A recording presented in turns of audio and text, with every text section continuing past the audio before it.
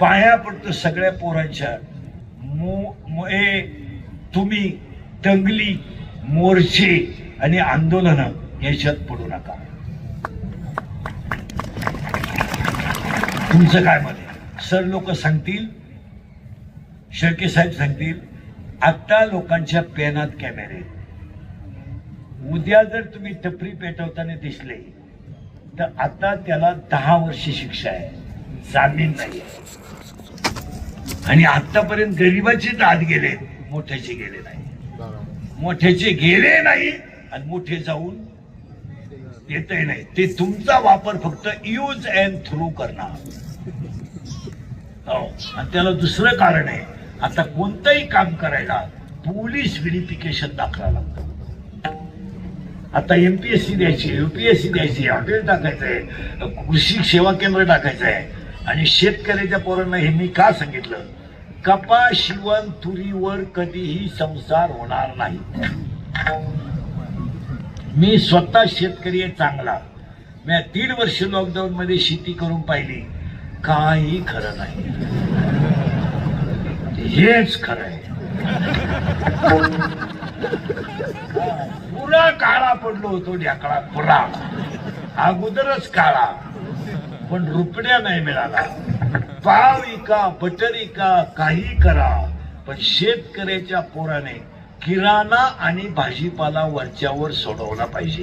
कोणती मुलगी प्रेम करताना इनवर्ड ब्रिलियंट मुलावर कधी प्रेम करीत नाही, कधीच नाही. असं जगात घडणारच नाही. पोरगी हुशार पोराच्या नादी लागली, लागणारच नाही. पोरगी दरिद्रीच पोरावर प्रेम करणार. दरिद्री म्हणजे एकदम भंगरी, इरीवरच्या मुठी चोरीतो, लोकांच्या किबली चोरीतो, मोटरसायकलचे पार्टच खोलून इकितो. आणि ही त्याला म्हणते माझ्या डोळ्यात पाय, काही नट बाटी खरंय का खोटं? म्हणून विश्वामध्ये एखादी मुलगी एखाद्या दरिद्री मुलाबरोबर जर पळून गेली तर ती आयुष्यात कधी सुखी होत नाही.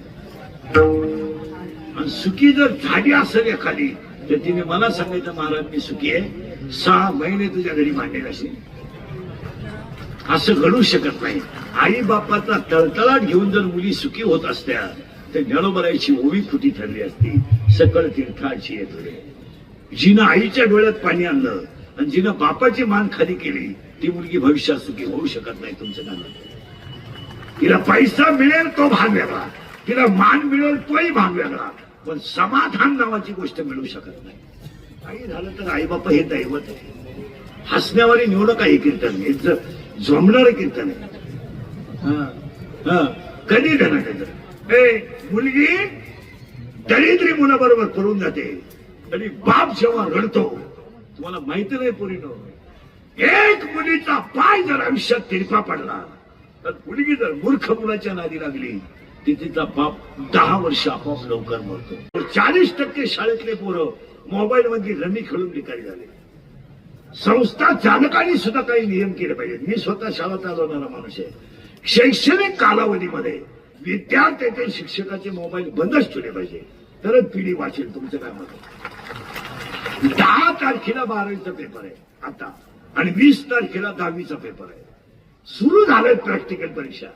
12वीच्या तर झाल्या. एक 5 मिनिटं सुद्धा पोर अभ्यास करत नाही. तुमचं काय मत आहे? करायचंच नाही, पुस्तक उचकायचंच नाही. आणि वरून 10-5 नालायचं जवळ करायचे, खिडकीतून चिठ्ठी देऊ, शिक्षकाला दम देऊ. सुपरविजन घ्यायला सुद्धा शिक्षक तयार नाही.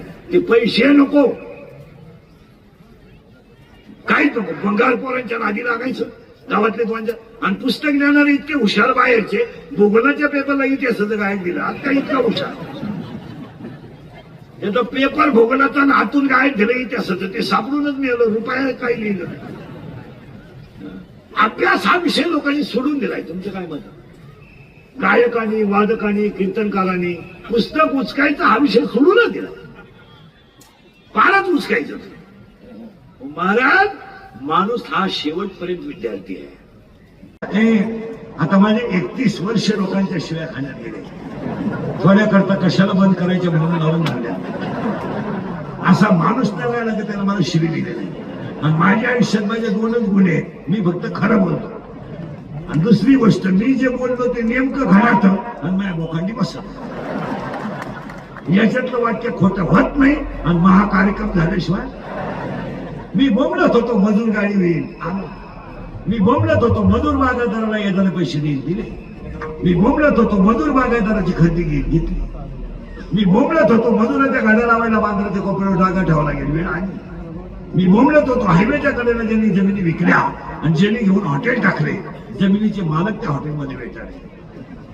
मी बोंबलत होतो कमी बुद्धीचे माणसं गाव कारभारी होते. निम्म्या ग्रामपंचायत सदस्यांना सही येत नाही.